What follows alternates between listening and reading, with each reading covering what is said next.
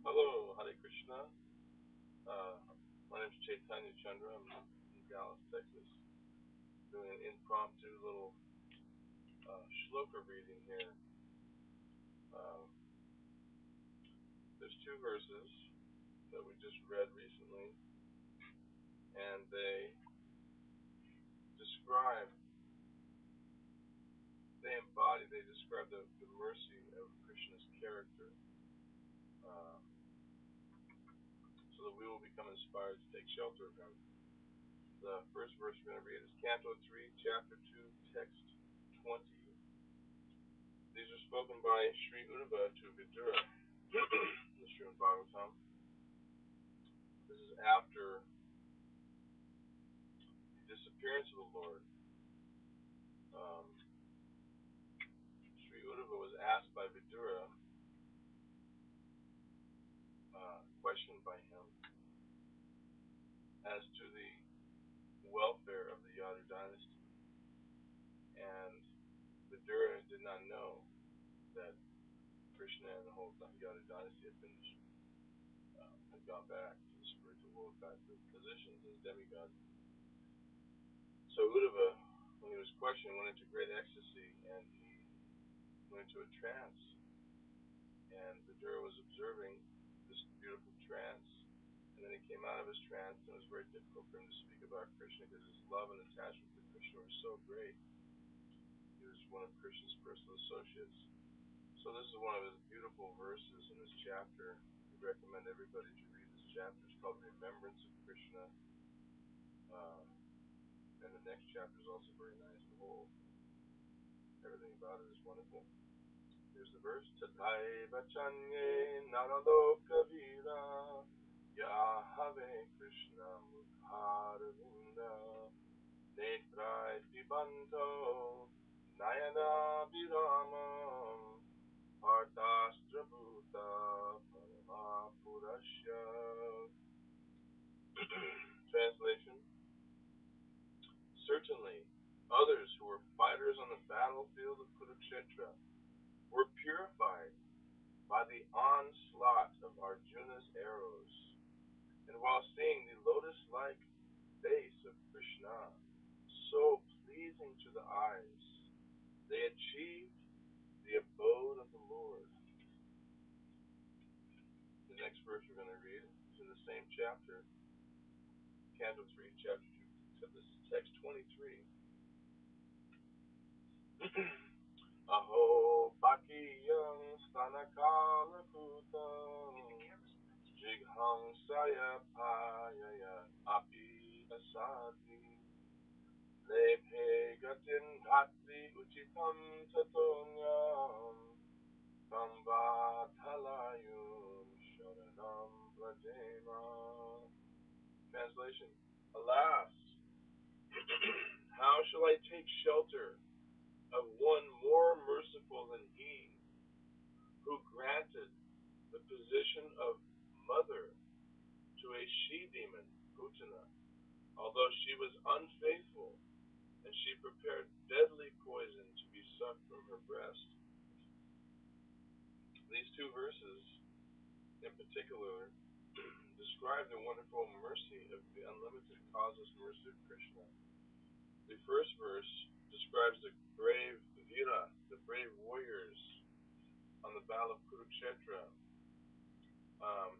But we know from the Bhagavad Gita previously, whose hearts were very struck with fear and shaken when the Pandavas and Krishna blew their conch shells. So many of them knew their defeat and death were imminent. So the lucky ones on that battlefield who were fighting directly against Arjuna and Krishna, Krishna was driving the chariot of Arjuna, they got to see the beautiful lotus face of Krishna. And by seeing Krishna's face, they greatly, greatly appreciated Krishna's beauty. And because of that appreciation, their love for Krishna awakened. And thus, when they got shot by the arrows, Hardashtraputa, the arrows of Arjuna, they got liberated. They got to go to the Vaikuntha region as devotees. When the demons get killed by the Lord, they get to go to Vaikuntha in the form of the effulgence, and they get the Sayuja liberation, or the liberation of being merged into the effulgence of Krishna. But the devotees, just by a slight awakening of their love, they get to return back to the Vaikuntha realm. And if they practice devotional service and fully awaken their love for God, then they go back to Goloka Vrindavan. This is what Srila Prabhupada explains in the purport of this verse. Um, the other verse was kind of self-explanatory there. Aho bhakiyam stanakala kutam.